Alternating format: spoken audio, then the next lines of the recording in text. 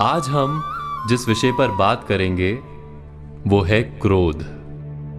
क्रोध वो भावना है जो हमारे सारे जीवन को घेर कर रहता है। क्रोध को ना उम्र की मर्यादा है, ना ही ज्ञान की।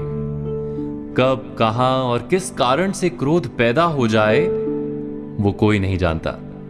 और जब क्रोध जन्म लेता है तो तुरंत ही विचार करने की शक्ति खो जाती है। बुद्धि पर अंधकार छा जाता है। वर्षों के संबंध पल भर में टूट जाते हैं। सारा जीवन बिखर जाता है। किसी भी कारागार में जाकर देखिए, अधिकतर अपराधी क्षण भर के क्रोध का दंड भोगते हुए दिखाई देंगे, पर फिर भी हम क्रोध पर अंकुश नहीं लगा पाते। बार बार हम क्रोध ना करने का प्रण तो लेते हैं, पर बार बार हमसे क्रोध हो जाता है।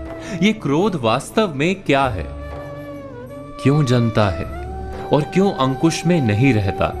उदाहरण के लिए आप एक बालक को देखिए।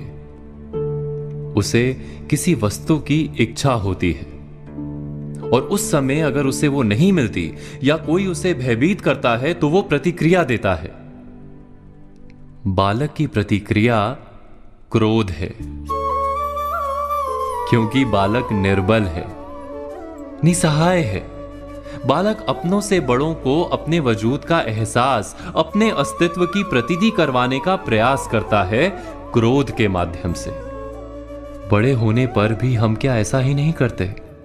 क्या क्रोध हमारे भीतर बैठे बालक का प्रतिभाव नहीं? अर्थात क्या क्रोध वास्तव में केवल बालक जैसे व्यवहार का नाम नहीं? जब अहंकार को घाव होता है, जब भय लगता है, जब कोई वस्तु हमें प्राप्त नहीं होती, तब हमें क्रोध आता है, ठीक किसी बालक की भांति। हम जानते हैं कि आईने के सामने खड़े होकर मुंह बनाने का खेल बालकों को शोभा देता है, बड़ों को शोभा नहीं देता। फिर भी हम बालक की भांति क्रोध करना बंद नहीं करते। हम अनुभव से जानते हैं, दूसरों को देखकर बता सकते हैं कि क्रोध से कभी कुछ प्राप्त नहीं होता। सम्मान हो, संपत्ति हो, प्रेम हो या सुरक्षा हो, क्रोध से नहीं मिलता। मिलता है तो प्रयासों से, कार्य करने से, बुद्धिपूर्वक विचार करने से। मनुष्य मात्र अपनी आदतों के अनुसार ही जीता रहता है। क्रोध भी आदत बन जाती है। हमारे चाहते हुए भी हम अपने प्रतिभावों को रोक नहीं पाते। हम स्वयं को बड़े या पुख्ता मानते हैं, पर थोड़ा सा कारण मिलते ही हमारे भीतर का बालक क्रोध कर बैठता है।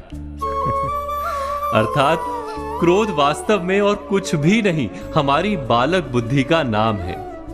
जैसे ही हम इतना स्मरण में रखें कि हम बालक नहीं, बालक जैसा व्यवहार हमें शोभा नहीं देता, वैसे ही क्रोध स्वयं ही बंद हो जाता है। क्या ये सत्य नहीं? इस पर विचार मनन अवश्य कीजिएगा।